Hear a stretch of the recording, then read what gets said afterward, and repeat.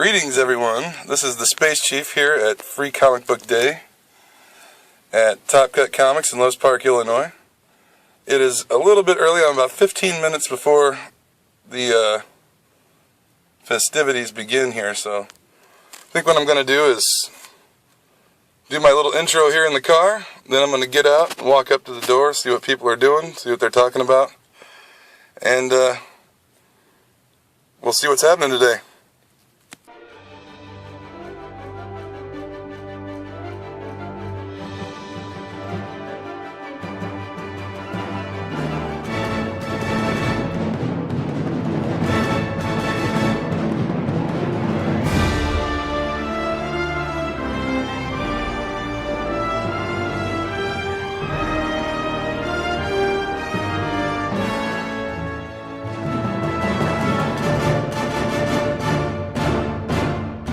Hello, ladies and gentlemen, and welcome to Panel to Panel, your show about everything having to do with the world of comics and comic-related genres. My name is Spin Dash, and with me, as always, is the Space Chief.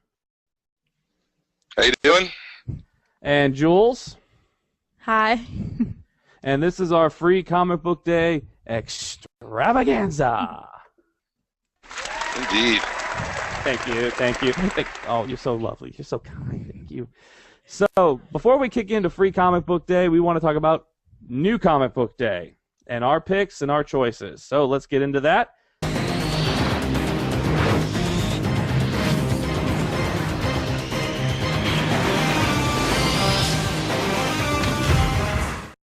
So Jules, we're going to start with you this week with New Comic Book Day. What do we have coming from you? New Comic Book Day. Okay, so anybody that knows me probably knows what I'm going to pick.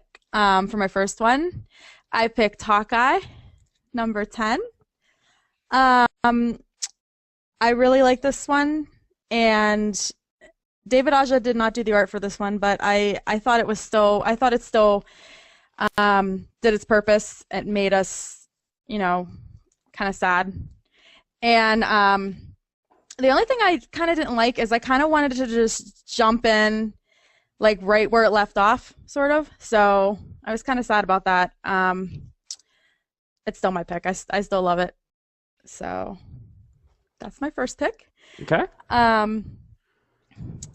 My second pick is actually going to be Sesame Street number 1. Yay! Can you tell me how to get? Oh, hold on. Hold on. You picked Sesame Street? Yes. I love Sesame Street. I did not think this was going to be one of my picks. I was very surprised. I was like, I'm going to read it, and it's just so heartwarming. It's so good. It starts by Elmo telling you how to read a comic, and which is really cute for kids. And then the thing that I really liked was it says how it doesn't matter what's here. Grover says it doesn't matter what's here with muscles, which he doesn't have any. He says it matters what's in here, his heart for Elmo. So that was just so cute to me. So Elmo figured out that he could be a superhero without having superpowers, which I thought was fantastic. So and it was also a couple different stories in it. So you had like the Elmo story, then you had like the Cookie Monster had a story. Oh yes, the Count had a story. Right.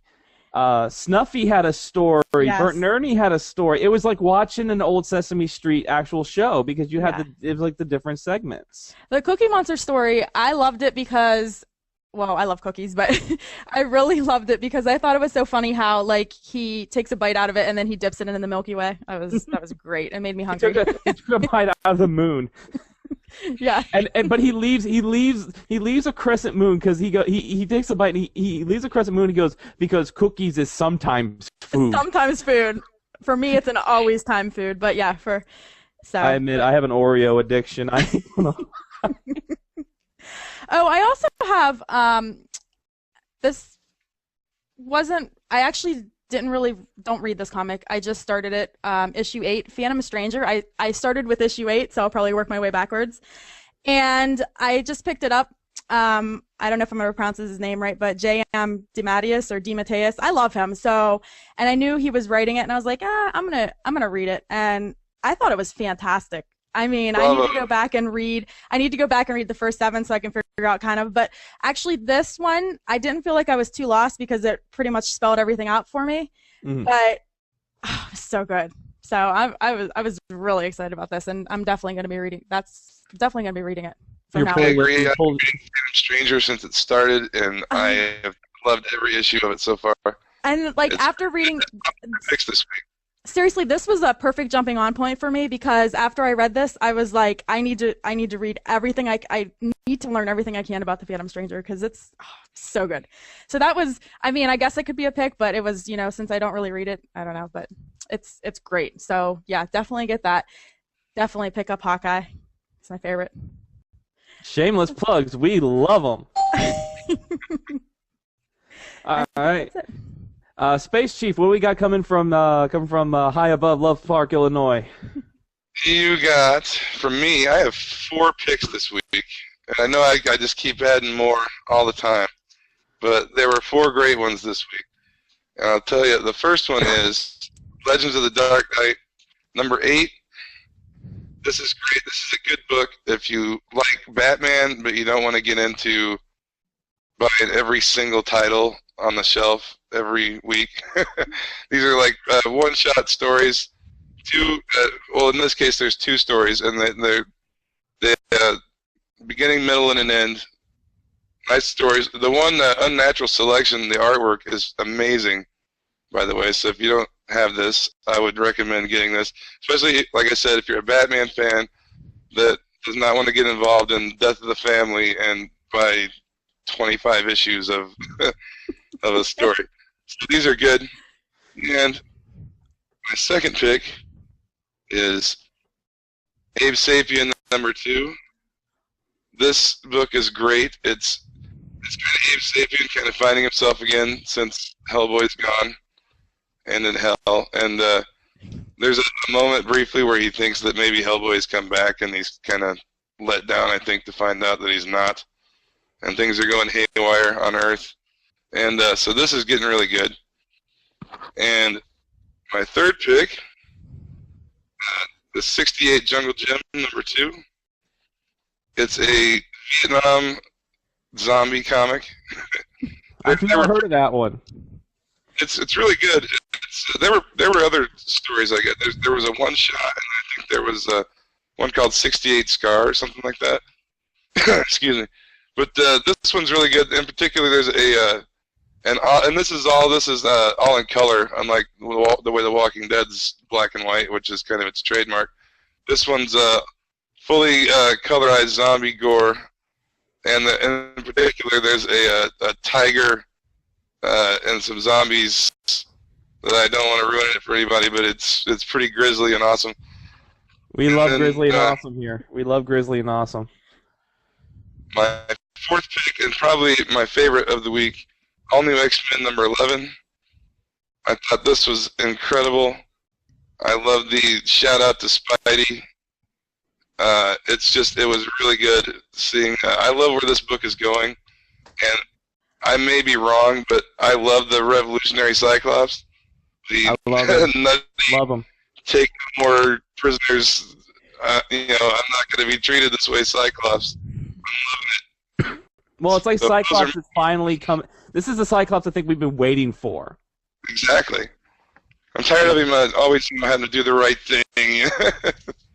And what I'm trying to What I really loved about that book was, in the past, you always had Jean Grey kind of as the mentor figure of the younger X-Men, and now you're seeing Kitty doing that with Jean Grey. Kitty is now Jean Grey's mentor, and I really kind of like the dynamic between those two, because even though Kitty's mentoring her, Kitty is still saying, "You do this again, I am going to kick your rear end." Exactly. That's one of the things I love most about that particular issue, is that scene in the book where she's having the talk with her. I think that's probably one of the best parts. I think So it those was are my that. picks for the week. Okay, my picks of the week, I've got 3. First and foremost, I have to go with Superior Spider-Man. Here's the original cover. Here's the variant. what I really loved was one. I think it was something we were all waiting for. We were all waiting for the Doc Ock Peter Parker battle. And what I really liked about it, other than the fact that you got to see the panels in there where Peter Parker becomes the amazing Spider-Man, Doc Ock becomes the superior Spider-Man. So you have the amazing, the superior, the two different costumes, the red and the blue and the red and the black clashing. I love that, but I think what I loved the most about it was seeing the two characters' definitions of what a hero is. Peter Parker's got his definition of what Spider-Man is, what is a hero. But Doc Ock has his version. And Peter Parker saying, well, you've done all this, but Doc Ock saying, yeah, and I've done all this, and it has made me popular in the people's eyes. It has given me the backing of the mayor's office. And I did not see how could not foresee the ending, to tell you the truth. I thought, where are they going to go now with the ending? I'm not going to ruin it. But I think this was the issue we were all waiting for. I absolutely loved it. And it was just kind of I think it was a delve into the psyche of two different people and how they can take something like heroism and have completely two different views. And to me, that was what it was about. I also love seeing all the people, the memories. I love seeing Uncle Ben. I love seeing Captain Stacy, and especially Gwen Stacy, because I have a soft spot for Gwen Stacy. And that's not just because Emma Stone is beautiful and played her in the movie. I've loved Gwen Stacy for years. So that's Superior Spider-Man number 9 is my first pick. My second pick from Dynamite Entertainment is Miss Fury number 2. I did a review on Miss Fury number 1 on the website. Luckily, my local comic book guy was able to get me number 2. He put it on my pull list. For those who don't know Miss Fury, she was a character actually from the 1940s. She was actually the first true female main character created by a female comic book artist. And Miss Fury is a no-nonsense, doesn't pull punches type of a character. She does what she wants, when she wants to do it. And she's based in the 1940s Manhattan, and she gets thrust into 2013. And the Nazis are still around. I'm talking World War II is still going on. But what I really loved, I loved the artwork of this book is just simply fantastic. It's unlike anything. And the thing with Miss Fury is there's no downtime. From the very first page, you are thrown into the action, and that's what I love. And there we go. The space has it. That's the other cover. Now you may look at her and think that it's a combination. She looks like a combination of Catwoman and Batwoman, but she's really awesome. Just to see her using what I call a BFG. If you played Doom, you know what a BFG is, a big effing gun. But the art, like I said, the artwork is spectacular. I think they're going. You can just see right there. That whole panel right there is just simply phenomenal of the destroyed street. So Miss Fury. So I have not technically read it yet, but I do have it. I just purchased it this afternoon. It's an alternative. I think it's an alternative to the mainstream, the big two, DC and Marvel. But Miss Fury, definitely a fantastic read. And now my third pick, if nobody saw this coming, you do not know Spin Dash, is Sonic the Hedgehog number 248. I am loving the Worlds Collide series. Mega Man and Sonic teaming up. Well, actually not teaming up. They're fighting against each other. They're battling. But like any Sonic book, I love Sonic. What I really love about this, though, is the crossover between Mega Man and Sonic. You've got Wily and Dr. Robotnik, Dr. Eggman, teamed up together. And I think the bulk of the book, the best parts of the book, are those two. Because they're like BFFs. They've become BFFs. They have become the best friends in the world. They even do an evil bro fist in this issue. That was fantastic. That was probably my favorite part. I love that. And what's so funny is they're sitting there and like the Dr. Light the creator of Mega Man, Dr. Light pulls some magic, and Eggman's like, "Who's Dr. Light?" And Wily's telling him that, oh, he's really smart, and Eggman's like, Not as smart as us, right? Oh, no, don't worry. He's not as smart as us because we're really smart. Of course we're really smart. We're smarter than him. So it's just so funny because they're best buddies now. They're BFFs, and they're hanging out together and just having a grand old time. And that, to me, is the bulk of the book that I truly love. But what I love about Sonic is the colors are vibrant.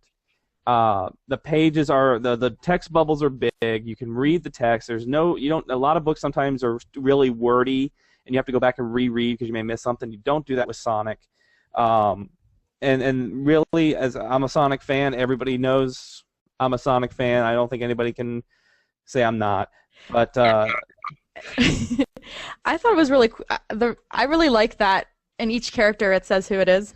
In the little box there, it says, in case you don't know, this is Sonic. In case you don't know who this is, here they are. This is what they're doing, and it references you really well to the back issues of the book. Mm-hmm. But it is just a great book. And if you can see here, I'm trying to pull it up. There you go. There's the evil bro fist. Evil bro fist. And it even says it. Evil bro fist. But look at them. They're just Robotnik and Wily. They're just lounging. They're having a cold one. Sonic and Mega Man are tearing each other apart, and they're just leaning back.